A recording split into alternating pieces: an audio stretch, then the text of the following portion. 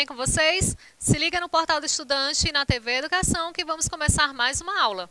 Sou professora Conceição Alencar e começa agora sua aula de língua portuguesa.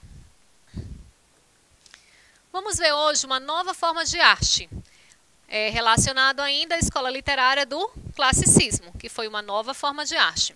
Ver um pouquinho sobre a contextualização, as principais características e no final nós vamos fazer um quiz sobre o classicismo. O que é o quiz? O quiz são perguntas e respostas rápidas, não vamos fazer questões extensas. Fazer um quiz, perguntas e respostas bem rápido para ver se vocês estão ligados aí nesse conteúdo. Contextualização. O classicismo foi um movimento que ocorreu durante o período do Renascimento. Esse movimento tem como principal característica a imitação dos modelos clássicos greco-romanos, o humanismo e a busca pela perfeição. As escolas literárias são muito importantes e aparecem com bastante frequência no caderno de linguagens, códigos e suas tecnologias. Então, para você que não está privilegiando aí o estudo da literatura, comece a privilegiar também, porque sempre aparece nas provas. Vamos ver aqui o que chama a atenção aqui nesse slide. Nesse slide, a gente tem aqui a questão do Renascimento, que foi o período do renascer. Em várias épocas, né? Tanto nas artes, como na pintura, como também na literatura. Eles estavam voltados para os modelos greco-romanos, buscavam a perfeição e tinham como centro o humanismo, onde o homem estava mais ali no centro, não mais o teocentrismo, onde Deus era o centro de tudo, e sim o homem com suas próprias vontades, dono da sua própria razão. E o que foi o classicismo? O classicismo foi um movimento artístico-cultural que ocorreu durante o período do Renascimento, ou seja, a partir do século XV. Nesse período houve a valorização e o resgate de elementos da cultura clássica greco-romana, tanto nas artes plásticas, no teatro, literatura. O classicismo ocorreu no período do Renascimento cultural, ou seja, entre os séculos XIV e XVI. Já na música, ele apareceu na metade do século XVIII e ficou conhecido como neoclassicismo. Então, só retomando aquela questão do renascer. Renascimento vem de renascer. Renascer em vários campos, né? Em várias modalidades. Durante a Idade Média, do século V ao século XV, o principal atributo da sociedade era a religião. Esse foi um momento marcado pelo teocentrismo, cujo lema eram os dogmas e preceitos da Igreja Católica, que adquiriam cada vez mais fiéis. O teocentrismo é uma doutrina baseada nos preceitos bíblicos, em que Deus seria o fundamento de tudo e responsável por todas as coisas. Esse pensamento vigorou durante toda a Idade Média e tornou-se oposto à doutrina posterior, o antropocentrismo, bem como o humanismo renascentista. Então, vocês vão ver toda essa trajetória. Primeiro o teocentrismo, depois o antropocentrismo. No teocentrismo, Deus era o centro do universo. Era o centro de tudo. No antropocentrismo, antro significa homem. Então, já passa aí ter o homem como centro de tudo. Na Idade Média, quando os católicos iam contra os dogmas da própria igreja, mas queriam continuar sendo reconhecidos como católicos, eram excomungados, já que era incoerente querer ser católico e não acreditar que a fé católica propunha, no que a fé católica propunha. A consequência da excomunhão era a exclusão social, já que as relações religiosas eram as principais relações sociais. Então, naquela época, tanto o Estado quanto a Igreja tinham um poder absurdo, um poder absoluto, principalmente a Igreja Católica. Então, ou você seguia o que propunha a Igreja, o que propunha a fé católica, ou você seria excomungado, né? Como ele diz aqui, ó, não tem como os católicos irem contra os dogmas da Igreja e querer continuar sendo reconhecidos como católicos. Não dá, né? Ou eles seguiam tudo que a Igreja Católica ditava, ou eles não permaneceriam ali. Esse momento foi marcado por grandes transformações e descobertas históricas, como as grandes navegações, a reforma protestante, a invenção da imprensa, o fim do sistema feudal, entre outros. A partir desse contexto, as pessoas começaram a buscar novas expressões artísticas pautadas no equilíbrio clássico. Assim surgiu o Renascimento, o Renascimento cultural, período de grandes transformações artísticas, culturais e políticas, que se espalhou por todo o continente europeu. Então, como vocês podem ver, todo o processo que acontece ao longo da história, como aqui no caso, as grandes navegações, a reforma protestante e a invenção da imprensa, né, tudo isso tem uma grande relevância para a escola literária que vem a seguir. Muda-se o molde de pensar, muda-se a forma de produzir, né? E aí vem o renascimento cultural, que vai estar ligado a várias manifestações artísticas, culturais, políticas e vai se espalhar por todo o continente europeu. Principais características. A principal característica do classicismo consiste na imitação dos modelos clássicos greco-romanos. Dessa forma, a busca pela perfeição, pelo equilíbrio, pela pureza das formas e do rigor estético são as principais tendências desse movimento. A imitação da antiguidade clássica greco-romana surge uma vez que os pensadores do classicismo acreditavam que os gregos e os romanos dominavam os ideais de beleza. Alguns modelos para o classicismo são Homero, Platão e Virgílio. Então, vocês podem ver que eles seguiam aí todos os modelos greco-romano. Eles acreditavam que eles tinham todo o ideal de beleza, toda a padronização que eles deveriam seguir. Observe que o classicismo ele traz todo um rigor clássico, todo um rigor estético, né? As tendências desse movimento prezam pela perfeição, pelo equilíbrio e pela pureza das formas, deixando em evidência aí o rigor estético. A literatura classicista, também chamada de renascentista, esteve marcada pela perfeição estética, bem como pelo reencontro com a mitologia pagã. Além da literatura, o classicismo foi um movimento artístico que teve grande destaque nas artes plásticas e na arquitetura. Essa tendência se espalhou pelo continente europeu no século XVI e teve o Renascimento como seu principal aliado, né? Então, como a gente viu também no slide anterior, mais uma vez aqui ele ressalta que preza pelo quê? A perfeição estética, como também um reencontro da mitologia pagã. Né? Teve destaque não só na literatura, nas artes plásticas e também na arquitetura. Vocês vão ver que foi em vários campos do conhecimento, porque é como se fosse o renascimento, né? Busca essa linguagem mais formal, mais clássica, é como se fosse um renascer. Outras características do classicismo são racionalismo, a capacidade de raciocinar é bastante valorizada, né? Não se deixa mais agir apenas pelo sentimento, vem aí também agora a questão da razão.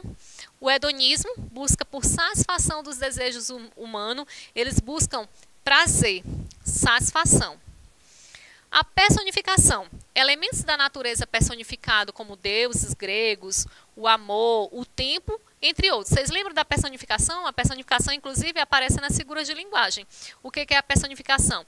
Atribuir características de seres humanos a seres não humanos, a seres inanimados. O céu chora, o sol irradia a alegria. Então, todas as vezes que eu dou características de seres humanos a seres inanimados, eu estou fazendo o quê? Eu estou fazendo uma personificação. Então, no classicismo, era muito comum a gente ver essa personificação. O que era personificado? Os deuses, né? Os deuses do amor, o tempo, ganhavam aí ares como se fossem humanos, que tinham sentimentos e emoções próprias. Aí aqui as principais figuras predominantes, o paradoxo, a antítese e a personificação que eu acabei de falar. Antítese, quando a gente tem ideias contrárias na mesma frase. Bem, o mal, o amor, o ódio. O paradoxo é como se fosse algo sem nexo, sem lógica, né? A gente até viu na literatura de Luís de Camões, que diz: o amor é fogo que arde sem se ver, é ferida que dói e não se sente. Como é que dói e não sente? Então, tem um paradoxo aí, fica meio sem lógica, meio sem sentido. O humanismo, a valorização do homem, que é considerado o pensamento, o centro do pensamento filosófico. Então, a gente sai daquele movimento do teocentrismo e agora centraliza mais no humanismo, o homem mais como centro de tudo. Para compreender as intenções do movimento, é necessário observar um movimento que surgia antes, que é o humanismo. Essa corrente filosófica visava a valorização do ser humano, tal como humano. Tudo o que cercava o ser humano, o homem, era de interesse dessa corrente. Surgindo em meados do século XV, né, lá pela metade do século XV, o humanismo passa a empreender os conceitos que cercam o antropocentrismo. O antropocentrismo significa o quê? Antropo, que significa homem, centrismo, centro de tudo. Então, antropocentrismo, o homem como centro de tudo. Era uma afronta ao teocentrismo, claro, né? No teocentrismo, Deus era o centro do universo. Então, aí eles são divergentes. Não tem os dois, não, né? São bem diferentes. Teo significa Deus, né? E centrismo, mesma coisa. O centro, Deus como centro do universo. Então, são opostos. Vigente à época como o poder da igreja que só crescia, este se tornava, sobretudo, o ponto de grande importância entre os filósofos. Se durante a Idade das Trevas a igreja tinha seus privilégios, sem contestações, é com o humanismo que tudo começa a ruir. Os questionamentos e as contestações que vieram junto com a reforma luterana foram feitos e o homem então recebe maior atenção e importância. O humanismo torna-se assim a base para um renascimento da Idade Média e, por conseguinte, a vinda do classicismo. Então, por que aquelas teorias começam a ruir? Porque a gente teve aqui a reforma luterana, porque antes tudo que a Igreja Católica dizia não podia ser contestado. Disse, acabou. Mas agora, já saindo desse teocentrismo, onde Deus era o centro de tudo, o homem passa a ser mais valorizado. O seu pensamento, as suas ações, eles começam a ser mais valorizados. O apogeu do classicismo, nas artes plásticas, no teatro e na literatura, se deu durante o Renascimento. Na música, ele aparece como nova denominação. Já no século XVIII, como neoclassicismo, né? Na música ele aparece como neoclassicismo. Apesar de compartilhar uma reverência aos modelos da antiguidade, o classicismo pode variar muito em suas interpretações e aplicações, conforme a escolha da categoria artística a ser retratada. Então, assim, como ele abrange uma categoria bem ampla, ele abrange a pintura, a arquitetura, a literatura e a música, ele vai divergir aí em cada uma desses campos. O movimento torna-se um marco que põe fim à Idade Média, trazendo consigo o início da Idade Moderna, fazendo referência aos moldes clássicos da produção artística. É na literatura que sua fase áurea transcenderia o tempo. O grande destaque foi para os estilos literários que começaram a ser impulsionados no século XVI e tornaram-se atemporais, sendo produzidos durante o período de vigor do Renascimento. Essas obras também podem ser chamadas de literaturas renascentistas. Atemporais, turma, seria o quê? Que faria sentido em qualquer tempo, né? Seriam atemporais. Fariam sentido até mesmo na atualidade. Vamos começar então agora o nosso quiz do classicismo. São respostas bem rápidas, respostas curtas. No Enem, provavelmente vocês não vão encontrar respostas assim, bem objetivas. Geralmente elas vêm acompanhadas de textos mais longos, quanto mais principalmente tratando-se de literatura. Tratando-se de literatura, vocês terão sempre textos de apoio para ler, para interpretar. E a partir daqueles textos é que vêm as questões. Mas aqui nós vamos fazer um quiz, que são perguntas e respostas, bem mais rapidinho. Vamos lá, então. Sobre o classicismo, é correto afirmar. Letra A. Movimento que faz referência aos modelos greco-romanos. Presença de poemas com versos livres e brancos. Letra C. Memorial de Aires. É um exemplo de romance classicista. Letra D. Possui uma linguagem formal com uso de regionalismo. Ou letra E, movimento que surge no século V na Europa. E aí, tá fácil essa? Vamos ver? Então, a alternativa correta, letra A, movimento que faz referência aos modelos clássicos greco-romanos. O classicismo foi um movimento artístico que começou no século XV, na Europa, e tinha como característica principal a imitação dos modelos clássicos greco-romanos, como seus ideais de beleza. Dessa forma, os artistas desse período buscavam a perfeição, o equilíbrio e a pureza das formas, tá? Então, são as características do classicismo. No Brasil, o período correspondente ao classicismo europeu foi chamado de... Essa está bem fácil. Enquanto lá em Portugal acontecia o classicismo português, aqui no Brasil acontecia qual? Lembram? Vamos ver. Alternativa correta, quinhentismo. Letra C. Com a chegada dos portugueses ao Brasil, no início do século XVI, surge a primeira manifestação literária brasileira, denominada de quinhentismo. Duas vertentes literárias surgiram nesse período, que é a literatura informativa e a literatura de catequese. Na literatura informativa, com as crônicas de viagem, baseada em temas sobre as conquistas material e espiritual dos portugueses. E a literatura de catequese, que tem um teor religioso, foi escrita pelos jesuítas, tinha a função de catequizar os índios. Então, o quinhentismo vem de 1500, né? Temos a literatura de informação e a literatura de catequese. Bem fácil também, né? Vamos aqui para a próxima. Um dos maiores autores de língua portuguesa, Luís Vaz de Camões, escreveu obras do período classicista. Uma delas que se destaca bastante. Letra A, Odisseia. Letra B, Eneida. Letra C, A Guerra de Troia. Letra D, Os Lusíadas. Ou letra E, Dom Quixote. Essa está mais do que fácil, né, turma? E aí? A alternativa correta, letra D, Os Lusíadas. Luís Vaz de Camões foi autor de uma das maiores obras de língua portuguesa, Os Lusíadas, publicada em 1572, a obra inspirada na Odisseia de Homero e na Eneida de Virgílio. Narra as conquistas do povo português na época das grandes navegações. Lembrando que Os Lusíadas é uma obra bem extensa, né? E além de extensa, ela tem toda uma preocupação estética, né? Tanto com a composição das sílabas, a composição dos versos. Então é uma obra mesmo bem completa. É tanto que a partir daí que o classicismo português ele ganha mais destaque, a partir de Luís de Camões. Por isso ele é considerado tão importante. A linguagem do classicismo. A linguagem do classicismo é, letra A, subjetiva e informal. B, rebuscada e culta. C, subjetiva e clássica. D, objetiva e racional. Ou é objetiva e formal? E aí, turma? Tá fácil essa também, né? Qual era a linguagem do classicismo? A alternativa correta era uma linguagem objetiva e formal.